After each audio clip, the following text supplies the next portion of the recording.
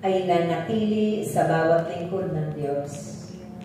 Tunay na higit pang pagpapala ang inyong makakamtan sa inyong mga buhay. Sangkol ang inyong saling lahi dahil iyan din ang pangako ng Diyos. Sa bawat tumutupad, sa bawat nakikinig, sa bawat sumusunod, at isinasakatuparan ang kanyang mga salita at ipinag-uutos, tunay na higit pang pagpapala ang kakamtin ng bawat nilikha niya.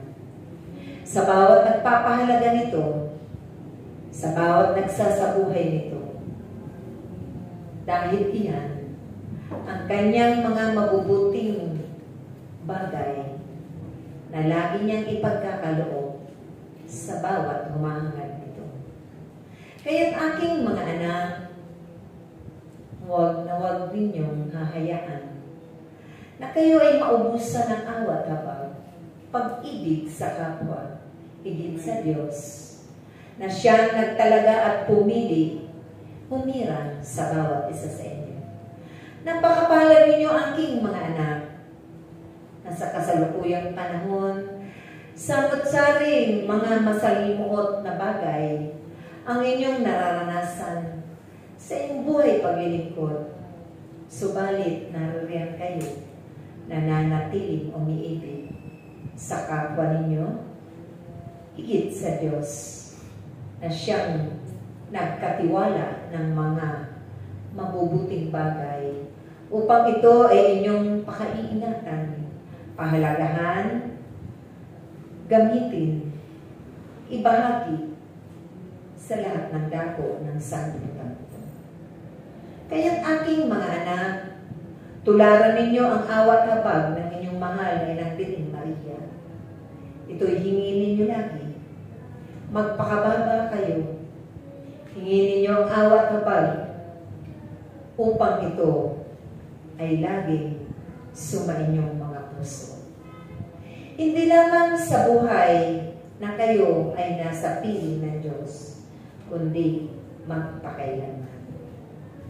Yan ang isang biyaya at pagpapala ng Diyos na naway hindi maalis, hindi maubos sa bawat lingkod niya.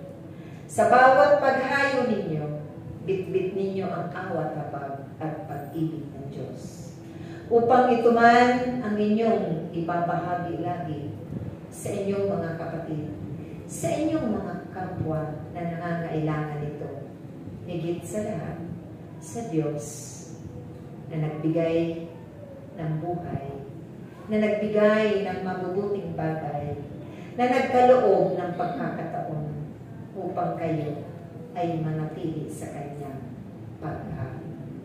Kaya't aking mga anak, sa mga panahong ito, naway ihingin nyo rin ng awat habag ang inyong mga kapwa, ang bawat bansa, ang bawat namumuno sa bawat bansa, sa bawat bayan, sa bawat lugar na kanyang itinalaga, na sa mga panahong ito, silang lahat din ay mapuno ng pag-ibig, mapuno ng awat habag, mapuno ng kababaang loob, upang iyan ang kanila rin magiging sanggata sa katagumpayan ng kanilang mga tungkulin.